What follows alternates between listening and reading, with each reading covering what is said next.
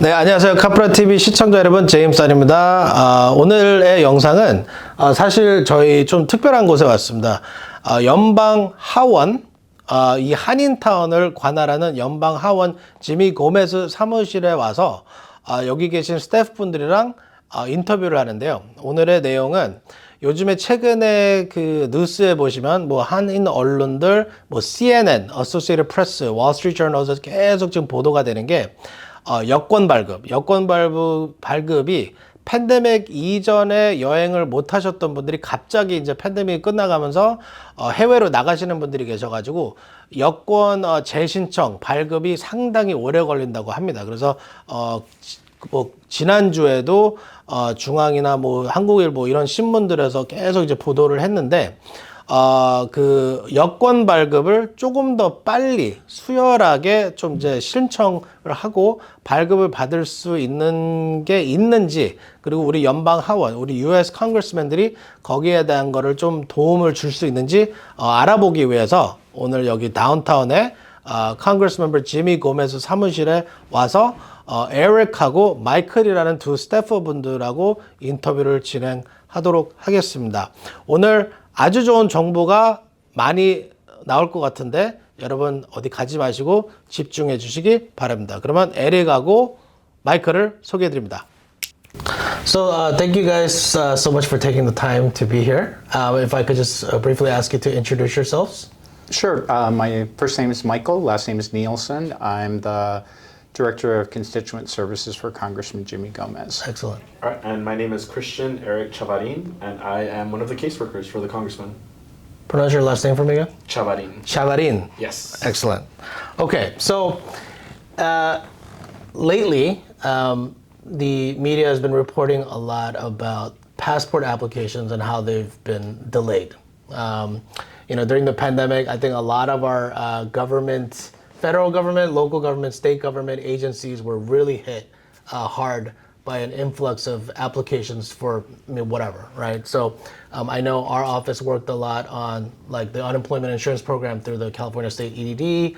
I actually worked very closely with you, Michael, during the pandemic for SBA EIDL PPP issues. But lately, now the passport agencies are being hit really hard because a lot of folks were not traveling or they couldn't travel during the pandemic. And now I think they call it revenge traveling or something like that. They have all this pent up traveling that they want to do. So now everybody's applying for their passports all at once. So, they're reporting that a simple application that used to take weeks is now taking months or several weeks, right? So, Michael, could you give us a little bit of insight on what you've heard, maybe possibly what the usual wait times are or processing times, and then what that's kind of ballooned into? Yeah, the current processing times for just regular non-expedites is 10 to 13 weeks. Okay. If you pay the $60 expedite fee, that drops down to 7 to 9 weeks. Okay. So yeah, there's definitely, I would say that's probably doubled over since probably the end of last year. It's just really gone up quite a bit. People are definitely wanting to travel. So I think the important thing is that I want our community members to know how your office can help kind of expedite that process, right? So there is a expediting process. You can expedite the application, and you can also pay for the expediting of the mailing, correct? So I know for people who don't speak the English language and are not technologically savvy like maybe some of us, it's already a challenge to go online and apply for a passport. But let's assume that they've gotten their children or they've come to KAFLA and they've requested assistance and we've applied.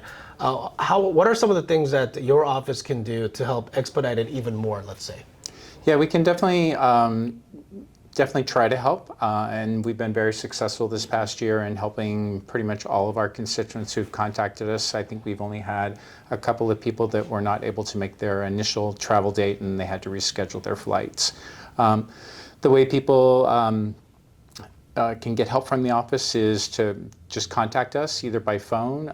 They can also just go to the Congressman's website. On his website under constituent services, there's a button for help with federal agencies. through that, they can fill out a casework authorization form. It's also called a privacy release, and that gets sent to us electronically. But absolutely, we're here Monday through Friday, 9 to 5. If they just call us, we can walk them through the steps of trying to be helpful. Once we get their casework authorization from them, either Eric and I will be assigned to the case, and then we can reach out to the passport agency, find out where it's pending at, how long it's been pending, and if travel is sooner than that 7 to 9 week standard expedite, we can ask the passport agency to move it up in the line so it gets completed in time for the person's travel.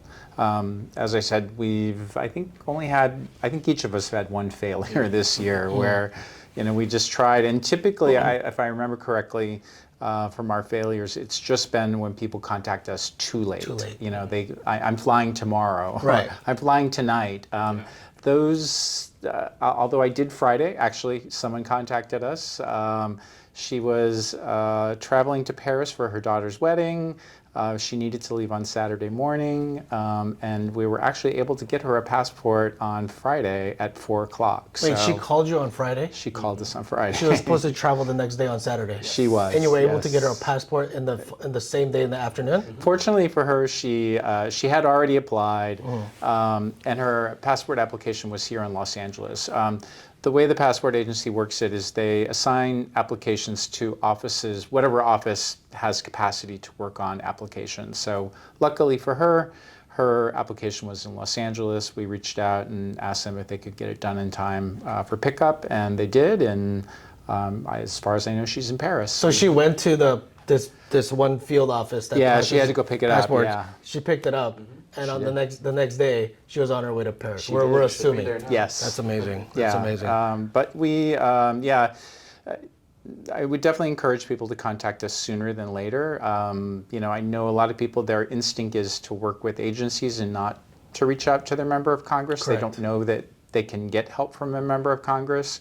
But they definitely can, and we've definitely been successful at helping people in the past. Awesome. So a couple things I wanted to mention. So the first thing is, and I think that's the issue. I think a lot of members of our communities don't know to reach out, not only to their locally elected officials, but I mean, the congressman's office is a congressman for the federal government, and they deal with all different types of federal agencies. And we won't get into the nitty-gritty of all the different federal agencies, but just something as quality of life issues such as passports and and the delay in which the whole country is actually facing right now because so many people are like I said, revenge traveling from post-pandemic. So that's great to hear. The second thing I wanted to mention was I actually have lived experience in this field because just a few weeks ago, Michael, I reached out to you via email. Actually, no, I went through the whole process. I didn't even let you know, but I went on to your website, to the congressman's website. I uploaded information like any other constituent would do. And just immediately within 24 hours, I think you emailed my wife and told her that the status was pending something. I forget exactly what it was. And literally, I think 6 days later, she received her passport in the mail. And I don't believe that would have been the case had we not reached out to you. So I'm telling you guys now, it actually works. You do have to pay for expediting service, and you do have to pay for expedited shipping. But if you're, like you mentioned, if you're traveling, anytime soon, and it's going to be within that time frame, then it's definitely worth it to reach out. And I have to admit, we were a little nervous even after we had spoken. But literally, like clockwork, just in like 4 or 5 days. My wife said, "Hey, my passport arrived in the mail." I was shocked, and I remember emailing you and thanking you. So, Eric, if you could tell us about, if you could now tell us a little bit about the fees, not only because I understand there's a passport book, like we're all used to the blue one, and then there's a passport card that some of us have seen. And then I know there's different pricing for adults, minors, and then the price to get it expedited. If you could just review those prices for us, please. Yeah, definitely. So the price for adults for just the book is $130, and the card is $30. So if you get both, it comes out to $160.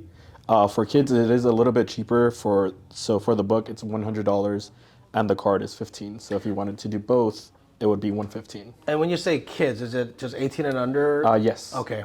Okay. And then if you wanted to expedite, the expedite service is $60, and so that brings it down the wait times. And then expedited shipping comes out to $19.53. So ideally, if you want to get this thing quick, it's probably a good idea to get the expedited processing as well as the expedited shipping, right? Of course, yeah. Call your office for even quicker service, correct? Okay, that's great. Yeah, we can reach out to the passport agency 2 weeks before the date of travel. Okay, so that's important news. So you can reach out to if your travel date is 2 weeks, if you're within 2 weeks of the time frame, that's when you guys can start. The reaching earliest out. we can do 2 Okay, weeks. great. That's good to know. So you should, and people shouldn't be applying for their passports before their travel date anyway, for 2 weeks before. But just in case you realize, because a lot of people, I think, once they're booking their itinerary, the Expedia or whatever will ask for your passport number. You open up your thing and you put in the expiration date. It's like 2021 it expired. You know what I'm saying? So I think that's when people realize, and then they're in a panic. Like, I need to get this thing done. So the best thing in an ideal situation is, I think, right now, if you're planning on traveling internationally anytime soon, check your passports, check the expiration dates, make sure you're within that period. And I read somewhere that you want to make sure that your expiration, your passport is valid 6 months beyond actually your travel, because some countries, I heard, don't even let you in if you don't have a 6 month leeway left, like expiration date left in your passport. So I think that's really important. The airlines will stop you here, actually. Some of the airlines will stop you before you even leave. Right. LAX. Correct. So Eric, is there anything else that you guys could help out with? Yeah, definitely. So if you don't have a passport and you haven't applied yet and you realize your passport's expired and it's too late to get your application submitted, we can reach out to our local office here at the LA Passport Agency at the Federal Building, granted 2 weeks before your date of travel, and ask for an appointment at the passport agency. You do have to have printed proof of international travel, whether that be your flight, your hotel reservation, something that indicates that you'll be somewhere international, and that's something that we can help out with as well. So if we go through that process, is that even quicker than? It's kind of about the same time. You do have to spend your day at the Federal Building. I see. But the earlier you reach out to us, whether it be 2 weeks before or maybe 5 days before, the better chance we have at getting an appointment. Whereas if it's more like 2 days, it's a little bit harder, but still doable. So 5 days before the date of travel, you can make an appointment for somebody, book them an appointment at the Federal Building, at the passport agency, and they could possibly get a passport within the 5 day. Wow, that's amazing. If you can reach out to us a little bit before the 5 days, maybe 2 weeks before exactly, that would be even better. Ideally, yes. You do get that passport that same day. If you have a little bit of leeway between your date of travel, sometimes they'll ask you to pick it up the day after. Is there any additional cost to something like that? No. It's just- they have you you pay the regular book fees plus the expedite fee and the same day application fee. Great, excellent. Yeah, so it'd be kind of similar to doing the renewal by mail. Okay. I had asked you what the difference between a passport book and a passport card was. I always thought that they were the same thing. Could you tell us some of the restrictions about what the passport card is supposed to do? Passport cards are only good for land travel, crossing land borders. So if you're going to Mexico and you're traveling by car or by bus, you can use the passport card.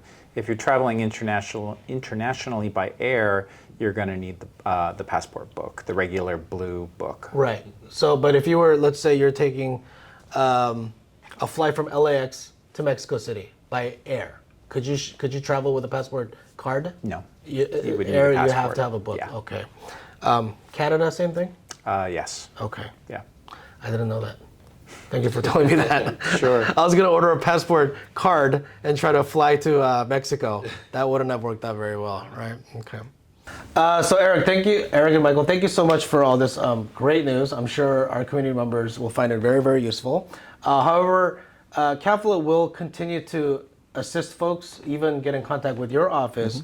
But I heard that there's some sort of passport fair coming up that the Congressman is organizing. Could you tell us a little bit about that? Yeah, definitely. So we are actually going to be hosting our second passport fair. It's going to be, we're going to be bringing about 120 appointments to the community. These appointments are intended for people that are traveling sometime in November, December, that want to apply and get it out of the way now, so that way when travel comes around in November and December, they're able to have their passports ready and fly. One thing that's kind of struggling with the community is having appointments at your local acceptance agencies, such as the post office. So what we're doing is we're partnering with our congressional liaison at the post office and hosting a passport fair where people can come and apply for their passports and expect to receive them before November and December. Okay, before their travel dates. Yes. That's excellent. What if somebody from the Korean American community wanted to make an appointment? How would they go about doing that? Yeah, definitely. So we have our social media accounts have all of our invitations, and there's a QR code that you can scan, and you can sign up for yourself or your family members as well. And if you have any questions, you're always more than welcome to call us here at the district office, and we can help you sign up as well. Great. Real quick, can we plug in the office phone number? Yeah, of course. You guys can contact us at 213-481-1425, and all of our teams are well equipped to answer passport questions and have facts about our passport fair. Yeah, you know, your office, I have to say, is one of the offices that always answers their phones, and I'm very grateful for that. And Congressman Jimmy Gomez's office actually has a Korean-speaking staff member right now. Yes. Her name is Sarah Pia. And I think most of the folks who watch our YouTube channel are very familiar with Sarah Pia because she's been featured multiple times, sometimes from different elected offices, but right now she's currently at Congressman Jimmy Gomez's office. And if you reach out to the office, I'm sure you can get in contact with her as well, or you can come to KAFLA and receive assistance from us as well. Thank you so much for taking time out today to explain the passport of course. expediting process. And hopefully we can have you guys again and talk about other fun things that your office can help the community with. Yeah. So thank you very much. Thank you.